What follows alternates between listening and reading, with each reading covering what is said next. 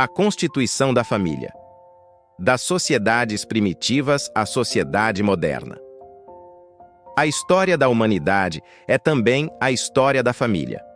Desde os primeiros agrupamentos humanos, a necessidade de sobrevivência, proteção e perpetuação da espécie levou homens e mulheres a se organizarem em formas de convivência que, ao longo dos séculos, se transformaram e adquiriram novos significados. O conceito de família nunca foi fixo. Ele reflete, antes, os valores, as crenças e as estruturas de poder de cada sociedade e época. A família nas sociedades primitivas. Nas sociedades pré-históricas, a família não tinha a forma nuclear que conhecemos hoje. Os primeiros grupos humanos viviam em bandos nômades, dependentes da caça, da pesca e da coleta. A sobrevivência exigia cooperação, e os vínculos eram mais coletivos do que individuais. As crianças eram criadas pela tribo inteira, e a identidade familiar estava ligada ao clã, não a um casal. O parentesco era muitas vezes definido pela linhagem materna, pois a maternidade era certa, enquanto a paternidade era incerta em sociedades de união livre.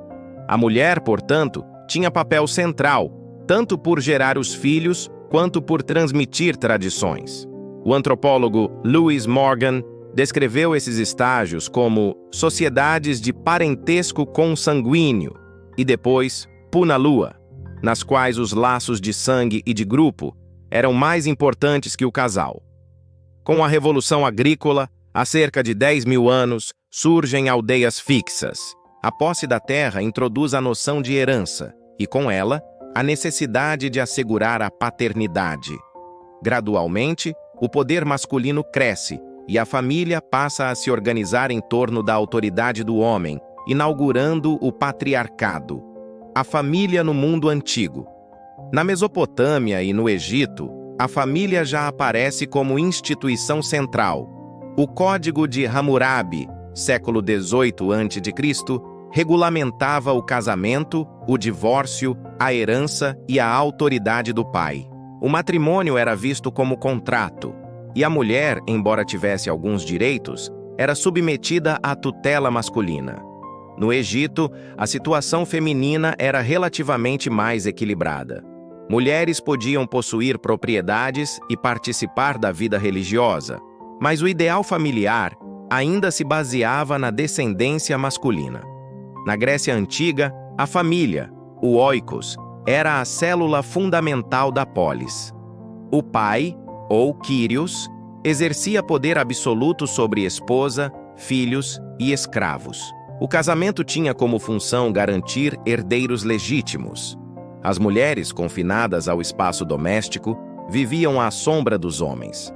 Em Roma, a família assume caráter ainda mais patriarcal. O pater familias detinha a chamada pátria potestas, poder quase absoluto sobre os membros da casa. Ele decidia casamentos, negócios e até a vida dos filhos. Contudo, com o tempo, sobretudo no período imperial, a mulher romana ganhou maior liberdade jurídica, podendo administrar bens e se divorciar. Assim, no mundo antigo, a família era vista menos como espaço de afeto e mais como unidade econômica, política e religiosa. A família na Idade Média, com a queda de Roma e a ascensão do cristianismo, a família assume nova configuração. A Igreja Católica passa a ditar normas sobre casamento, sexualidade e herança. O matrimônio, antes contrato civil, torna-se sacramento indissolúvel. O ideal cristão valorizava a fidelidade e condenava uniões fora do casamento. No feudalismo, a família também era unidade de produção. O castelo, o feudo ou a aldeia giravam em torno da família senhorial ou camponesa. Casamentos entre nobres tinham caráter político, selando alianças entre reinos ou senhorios. Já entre os camponeses, a família garantia a força de trabalho necessária à lavoura. A mulher medieval era vista sob duas imagens contrastantes: a da Virgem Maria, modelo de pureza, e a de Eva, símbolo do pecado. Sua função principal era gerar herdeiros. Contudo, em conventos, muitas mulheres encontraram espaço de instrução e poder espiritual. A família medieval, portanto, consolidou o modelo patriarcal, mas sob forte influência da religião, que moldava costumes e legitimava a hierarquia doméstica. A família na Idade Moderna. Do século XV em diante, transformações abalaram a estrutura familiar. A expansão marítima, o Renascimento, a Reforma Protestante e o Iluminismo introduziram novas ideias. Nos países protestantes, como Inglaterra e Alemanha, a família ganhou centralidade ainda maior. Martinho Lutero defendia o casamento como instituição natural e essencial à vida cristã.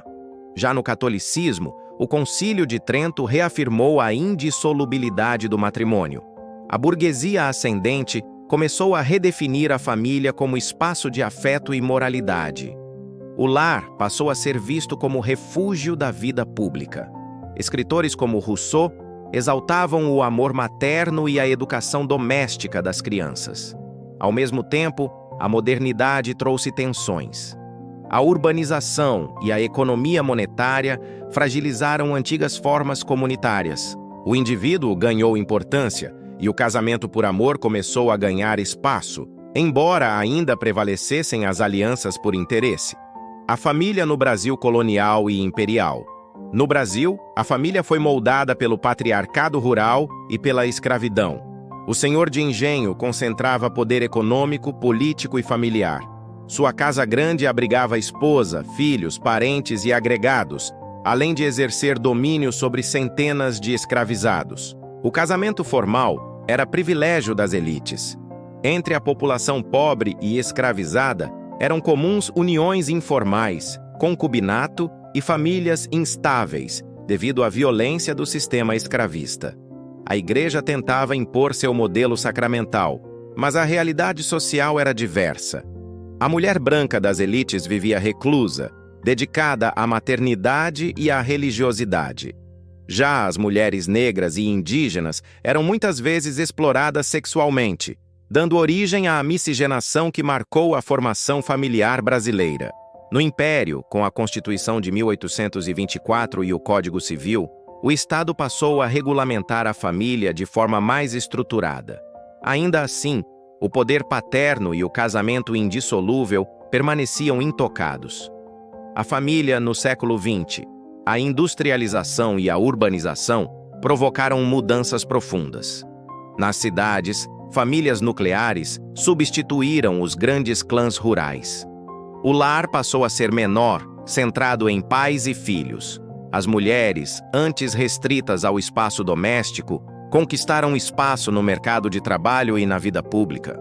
O sufrágio feminino, as lutas trabalhistas e os movimentos feministas abalaram o monopólio masculino. No Brasil, a Constituição de 1934 trouxe avanços, mas foi apenas na de 1988 que se consagrou a igualdade plena entre homens e mulheres no âmbito familiar.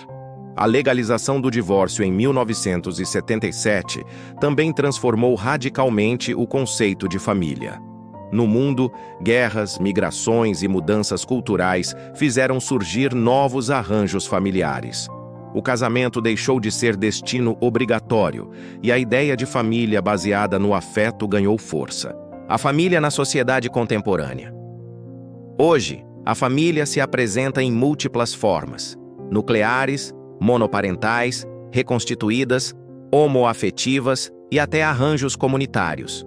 A pluralidade é reconhecida por legislações modernas, que privilegiam o princípio da dignidade humana e do afeto sobre modelos rígidos. Os desafios, no entanto, permanecem. O individualismo, a sobrecarga econômica e a conciliação entre trabalho e vida doméstica colocam pressão sobre os lares. Ao mesmo tempo, a tecnologia transformou a forma como famílias se comunicam e vivem. Apesar das mudanças, a família continua sendo um espaço essencial de transmissão de valores, apoio emocional e construção de identidade. Não mais uma instituição rígida, mas um organismo vivo, que se reinventa conforme as necessidades humanas. A constituição da família é a própria história da humanidade em movimento. Do clã tribal à pluralidade contemporânea, a família sempre foi reflexo das estruturas sociais, políticas e econômicas de seu tempo. Se no passado prevaleceu o patriarcado e a função econômica, hoje a família se funda cada vez mais no afeto, no respeito e na diversidade. Assim, compreender sua trajetória é compreender a evolução da própria civilização. Se gostou, compartilhe, curta e se inscreva no canal.